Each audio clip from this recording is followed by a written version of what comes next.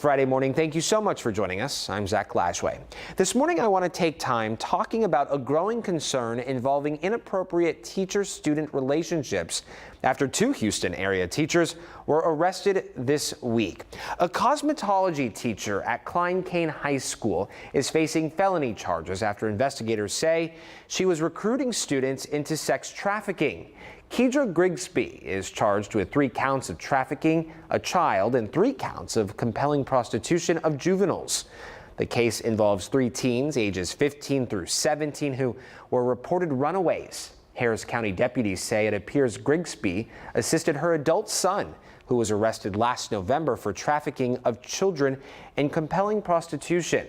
Prosecutors in this case believe more victims will come forward and more charges will be filed. Then, over at Cy-Fair High School, a teacher was arrested accused of having sex with a student on at least 2 occasions.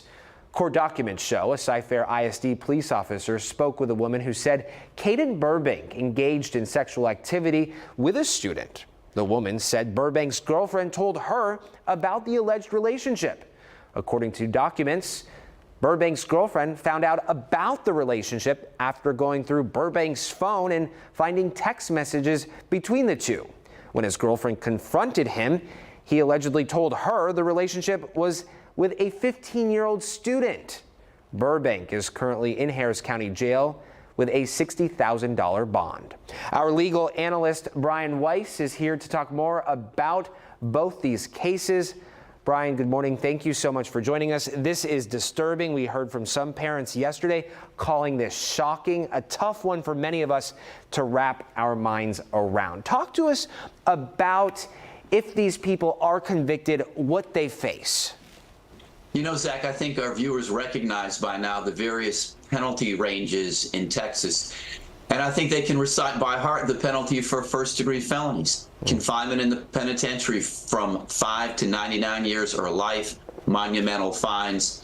And those are among the harshest penalties that the penal code provides. We're looking at felonies such as aggravated kidnapping, aggravated sexual assault, murder, arson, and for crimes like trafficking a child. Those are the same types of penalties that will land you in the Texas prison system for the bulk of your natural life, Zach. Yeah, I want to ask you about the charges that Burbank is facing.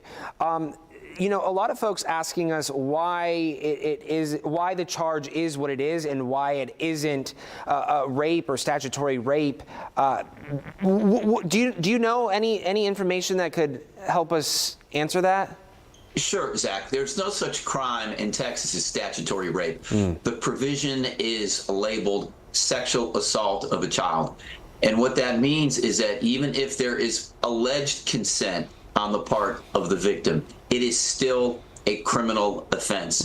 And what makes the student-teacher relationship criminal is, again, twofold. Number one, the nature of the conduct. If a teacher engages in sexual conduct with the child, and 2, the fact that there is that student-teacher relationship.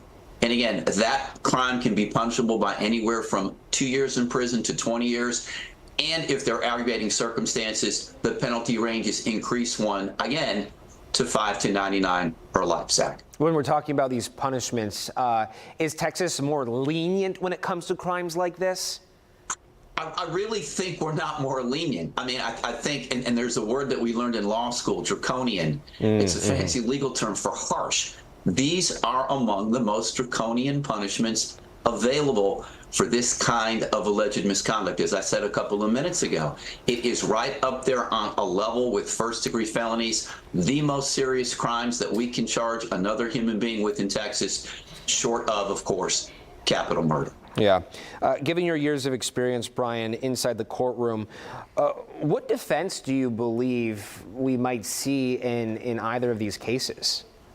You know, Zach, I think it exists on a couple of levels. First, the defense is as old as mankind and civilization itself. The child is not telling the truth for whatever reason. They may have a personal beef with the teacher who may have had a run-in or given them a bad grade, or the fact that the student has some bias, prejudice, personal conduct on their part that may explain the fact that they're making this false outcry.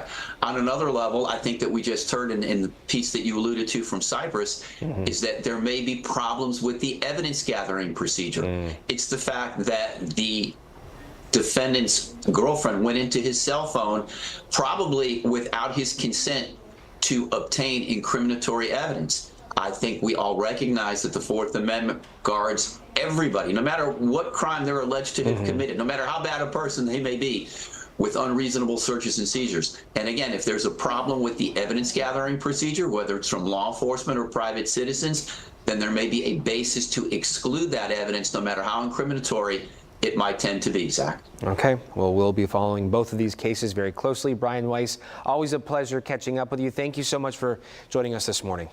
Good to see you, Zach. Thank you, mister.